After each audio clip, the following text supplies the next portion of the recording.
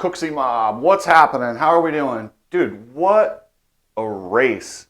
Seriously, this year has been historic as far as what we've seen. And just take note, guys. Right now, this battle between Chase Sexton and Eli Tomac is historic. Eli Tomac's one of the best all-time riders, period. He's on the wins list. He's got championships. He's got 4 outdoor championships, 1 in the 250, 3 in the 450, 2 Supercross titles. He might even get one next year unless Chase takes it. But to see Eli, peak Eli, because this is as good as I've ever seen him, and you check the points and his results, this isn't Eli the last 2 years when he didn't look normal and got beat by Ferrandis and the other guy. He's on. Like, if Sexton wasn't going beast mode himself and just turning the corner, it'd be over. We'd all be talking about how great Eli was on to his 4th 450 championship. But damn, the way that first moto was over. That was over in my opinion. I looked at and I'm like, okay, he's in 5th. Tomac's out front, checking out. Yes, I know Unadilla is not his favorite track, but it doesn't matter. Like, for Chase to just go savage and just run through the pack like he did, catch Eli, and not only pass him, he passed him on the outside with authority. I mean, that was nasty. And then Eli's like, I didn't even get to see him. I didn't get to see his lines. He was just gone.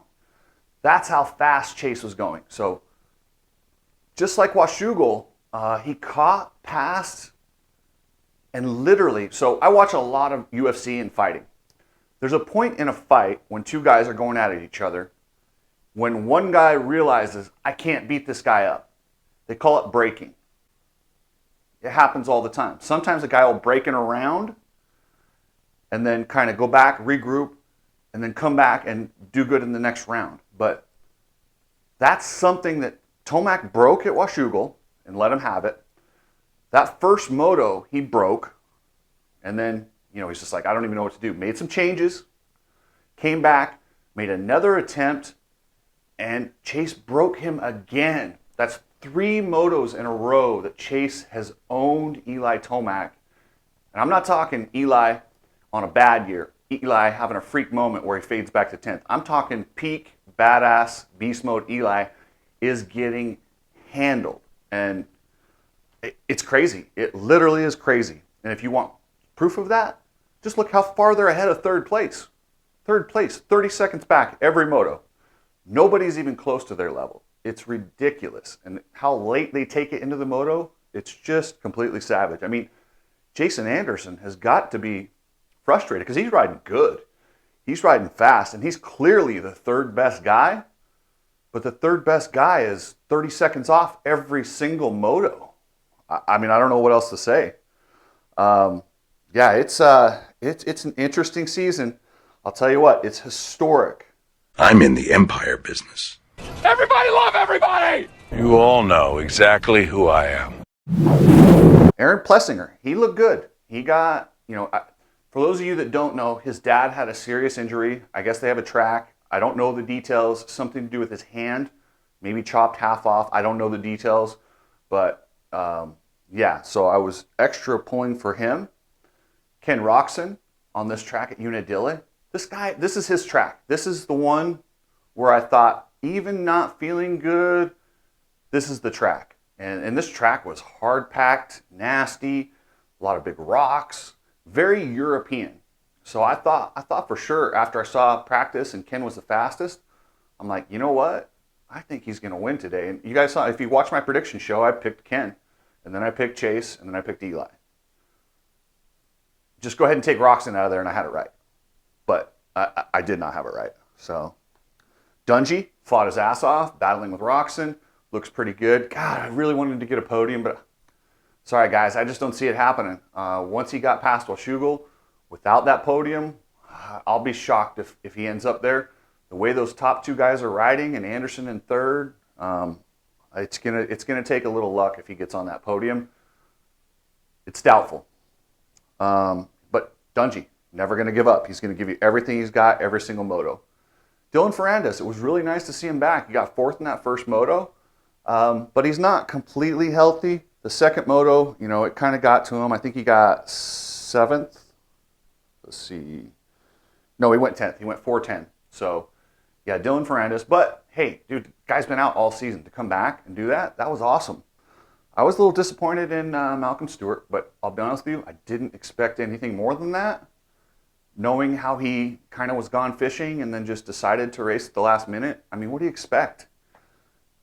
Maybe he needs to call Coach Rob and get in shape. So anyway, if you guys need to get in shape, if you're talking about being a racer, and what's funny is Coach Rob works with motocross racers, but that's his smallest clientele.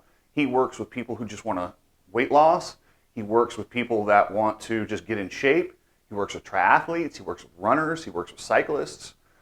Coach Rob knows his shit. So CompleteRacingSolutions.com. His programs start at $20-something and go all the way up.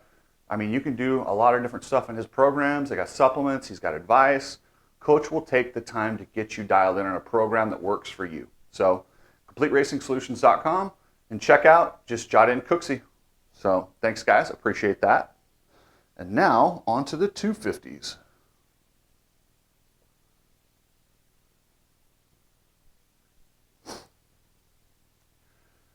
Guys, I have been saying all year that the Lawrence brothers are kings, and they're just owning this class. Yesterday was a bad day for the Lawrences. It just, I mean, yeah, it was just one of those days. I mean, they both fought really hard. I mean, Jet ended up third and fourth, which is, to give you an idea of how good the season's going, when Hunter and Jet get third and fourth, we're like, what happened? So it's been a good season for the Lawrences, but it's been a good season for Joe Shimoda too. He's clearly the third best guy, and actually was probably the best guy yesterday. He was absolutely a badass. He went 1-3 for the overall. Joe Shimoda's tough. He's riding good. He's starting to believe that smooth consistency is turning into smooth, consistent speed. Every single moto, he's going to be there. Yeah, Joe Shimoda, what a badass. And Justin Cooper clearly wants to be on the Motocross the Nations team. They're talking about Christian Craig. Unfortunately, Craig had a really nasty crash in the morning at Unadilla on the 450. I mean, listen, that shouldn't affect the decision, but what should affect that decision is the way Justin Cooper's riding. He hole shot the first moto. He's leading, and like almost everybody else in that 250 class, he made a mistake. He hit a slick spot, a rock, something, and kind of high-sided, went down. But he finished, I think he finished, what was he? Fifth in the first moto, which is not bad, but it's pretty hard to win an overall with a 5-1. Comes out, dominates the second moto, no mistakes. But guess what? At the Des Nations with Sexton and Tomac, we're probably only going to need one moto out of Justin Cooper. So at this point, if I'm making the decision, I go to Star and I say, hey guys, what do you want to do? Because you've got two riders that are a coin flip. Justin Cooper's going to be with you next year. Justin Cooper's already on a 250. It'd be really, really easy. So we're leaning towards that. But Star, you tell us. I wouldn't make the decision. I'd let Star Yamaha hand us which guy they want. That's what I would do. Hunter, gosh, what a bummer. He looked like he was poised to battle for the overall. And I don't know if it was a rock in his brake or something happened to the bike and he thought it was locking up, because the Hondas have had a couple issues this year with their motors. I mean, they're trying to get every single horsepower out of them to keep up with the Star Yamahas. So, yeah. Jet Lawrence, dodged some bullets. That crash in that first moto where he tucks the front and then high sides and launches off the track, easily could have been an injury. This thing could have been over. That's how fast things change in motocross. So, God, he got lucky. RJ Hampshire did what RJ does. Looked like he might win the first moto, going super fast, and then just, I don't know, he's all over the place, but he sure is fun to watch. I really like watching RJ. He's a bad dude. Max Vohland continues his quiet but excellent season of building. He's still there, and he's charging, and he's riding hard, and he's battling these guys. Another guy that really stuck out to me in that first moto was Nicholas Romano from Star Yamaha. He fought Jet. He didn't just roll over and say, oh, it's Jet, I'll just jump in behind him. He fought Jet so hard, he literally forced those mistakes out of Jet. So Joe Shimoda and some of these other guys could probably go over there, maybe buy him a protein shake or Coke or whatever, and just say, hey, thanks, bro. I appreciate you pushing him and not just laying over. So anyway, guys, that's pretty much it from Unadilla. What a great race. I was going to do a podcast with Kenny Watson, the Kenny Watson. Unfortunately, Kenny had some technical difficulties on his end, so I'm doing a monologue last minute.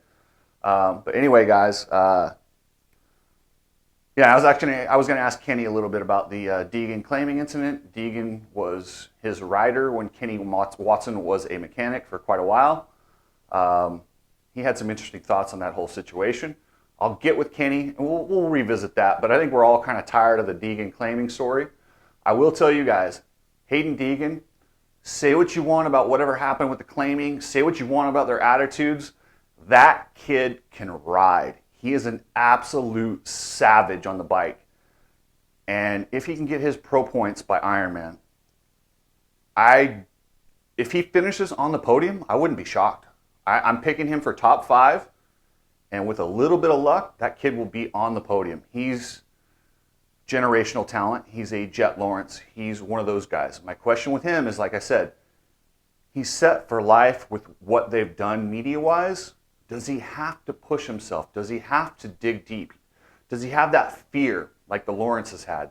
Like the Lawrences gave up everything. It was succeed or they were in deep shit. Hayden doesn't have that pressure. So is that a good thing, a bad thing? I don't know. He's going to be fun to watch. I'll tell you this much. I really enjoy covering the Deegans. I don't give a shit what they think of me. Clearly, they're not really happy with me right now because I did cover the claiming incident the way I think it should have been claimed or could have been covered. But I'm so happy he's about to turn pro and we get to talk about him and we get to see Danger Boy grow up in front of us. So thanks, guys. And if you want a badass garage, check out Epic Garage Designs. And if you need some stuff for your ATV or UTV, hit up revolutionoffroad.com. Either of those places, if you buy anything, ask them for the Cooksey special. They will hook you up. And don't forget, guys, subscribe. And man, thank you guys so much. This channel has gotten so big. And thank you to the Deegans for being so big in this area that when they do something and I talk about it, the channel grows. Am I mad about that? Hell no. But I'm not going to make up stories or I'm not milking it. But at the same time, they're the story. If they're the story, I'm covering it. So thanks, guys. I'll catch you later.